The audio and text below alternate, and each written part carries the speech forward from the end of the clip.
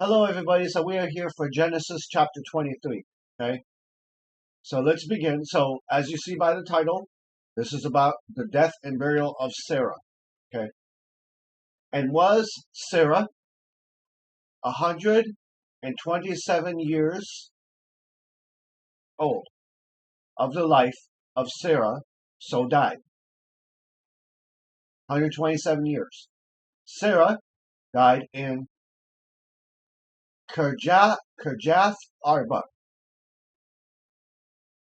That is in Hebron, in the land of Canaan. And came Abraham to mourn for Sarah. So Sarah died before Abraham. And to weep for her, to mourn, lispad, to mourn, see, to wail, to lament, to mourn, and to weep for her, okay, weep, to weep, bewail, cry, shed tears, and stood up, Abraham, from before his dead wife, and spoke to the sons of Heth, saying, a foreigner and a visitor I am among you. Give me for property a burial place among you, that I may bury my dead out of my sight. And they answered the sons of Heth, Abraham saying to him, hear us, my lord, my prince, my lord, my lord, a prince mighty, Elohim. Okay, you are among us in the choicest of our burial places. You can have your pick, basically. Bury your dead of us. His burial place none will withhold from you. So you can pick any place you want, that you may bury your dead, and stood up. So they're basically honoring Abraham by honoring the God that's with Abraham. And bowed himself to the people of the land, the sons of Heth, and he spoke, saying to them, if it is your wish that I bury my dead out of my sight, hear me and meet for me with Ephron, son of Zohar, that he may give me the cave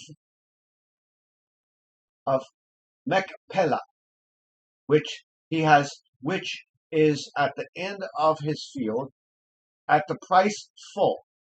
Let him give it to me among you as for a property, a burial place.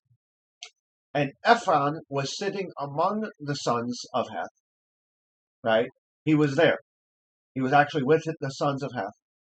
Now we're going to have to learn what the sons of Heth are and Ephron. So hold on. Okay, so the sons of Heth, right? Heth was the second son of Canaan, right? And he's the ancestor of the Hittites.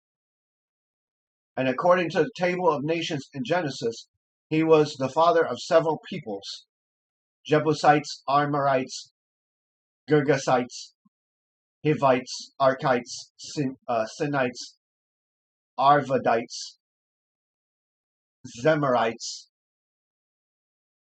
Hamathetites, right? And the lineage is Heth was the son of Canaan, who was the son of Ham, who was the son of Noah. So going down here, we have Noah, which has Ham, his son, right? Ham has Canaan as his son, and then Heth comes from Canaan, right? So basically Heth is, let's see if I get this right. So let's see, this would be the father, that would be the grandfather, that would be the great grandfather. Okay, so Heth is the great grandson of Noah, I believe. Okay, so from that lineage, so we have the Heth. So there you go, that's the sons of Heth. And these are the sons of Heth. So the sons of Heth would be the great grandsons of Noah. All right, so back to the reading. Okay,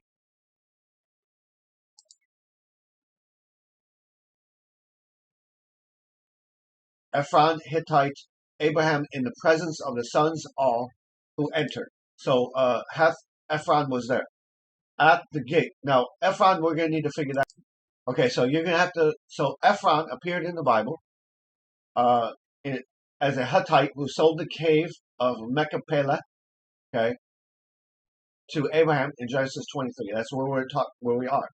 So Ephron the Hittite, he is just a Hittite, just an ordinary Hittite, who owned a field near Hebron, and Abraham wanted to buy it. So nobody's special. But basically, I'm assuming that God has revealed to Abraham, this is where you should bury her, and that's how he gets the name, basically. Anyway, all who entered at the gate of his city, saying, "No, my lord, hear me, the field I give you, and the cave that is in it to you I give it, in the presence of the sons of my people. I give it to you to bury your dead."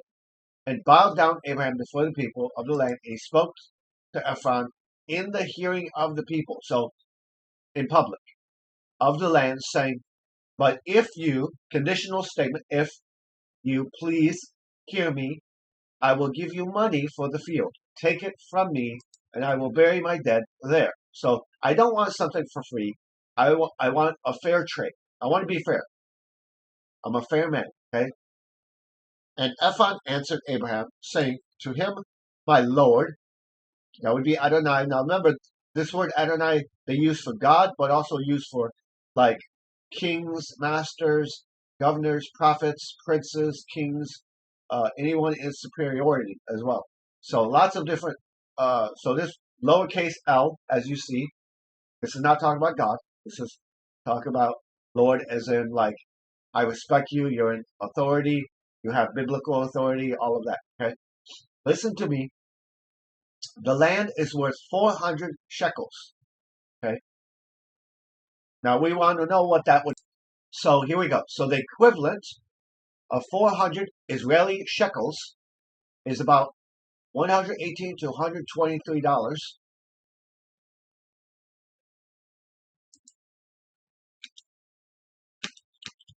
And let's see if it's the same as it would be today.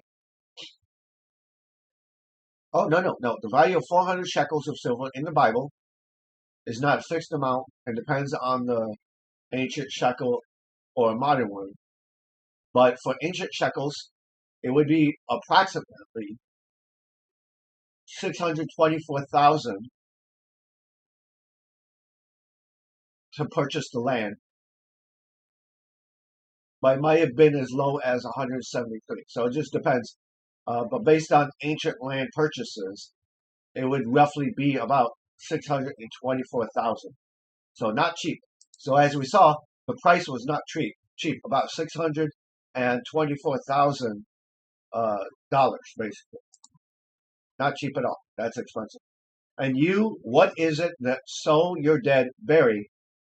And listening, Abraham to Ephron, and he weighed out Abraham. So that would be he counted out or measured out, pay out the silver which he had named in the hearing of the sons of Heth, 400 shekels of silver, according to the standard of merchants. So we're deeded over the field. So basically, you paid for the land, here's the deeds of the field of Ephron. That was in Machpelah. That was before Mamre, the field, and the cave that was in it, and all the trees that were in the field that were all within the borders around Abraham, a possession in the presence of his sons of Heth, before who had come to the gate of the city. And after this buried Abraham Sarah, his wife, in the cave of the field of Machpelah. See if I'm saying it right. Oh, my bad. Ham Machpelah. Yeah, so the Machpelah is right. The Ham would be the of. Upon the face of Mamre, I guess, that is Hebron, in the land of Canaan, So were deeded the fields and the cave that is in it to Abraham, as for a property, a burial place by the sons of Heth. So that's the end of Genesis 23. Nothing much there except for just informational, historical stuff about Sarah's death and what Abraham did to respect Sarah's death and things like that. The only piece I will give to you about this is when you are doing things in the world, although the world loves to gyp people and rip people off and stuff like that, it is best that you set yourself different from the world and that you make sure that you are doing everything as fair as possible. Now, see, in this case, right, Abraham could have taken the fields for free because the sons of Heth and Ephron, they respected him, right? And they were like, I want to honor him. So he could have done that for free. But Abraham was a fair man. He was like, no, this is what is right. You know, it's not right that I get something for free. Let me purchase it, you know. This is land, you know. So he's respecting the customs, but he's also respecting the king, or sorry, Ephron, my bad, not the king. Ephron, he's respecting the sons of Heth, okay? So not much really going on here other than it's okay to mourn, it's okay to be sad, and it's okay to be fair. More importantly, it is very important to be fair. Like, this is how we distinguish ourselves from unbelievers. And it also plays into a couple other verses in the Bible, such as 1 Corinthians chapter 6, verse 9 through 11. Don't be a scammer, basically. Different versions will use, at the end of it, swindlers. It will use swindlers, which is like using trickery and things like that. But there's a whole realm of like peoples in Scripture, if you look hard enough for it. Tricksters, stealers, thieves, you know, swindlers, a bunch of other ones like that. So, in any case, guys, just a quick video. Nothing much going on here that we really need to, you know, discuss in great detail. But you see how I'm using this. You know, hover over the letters.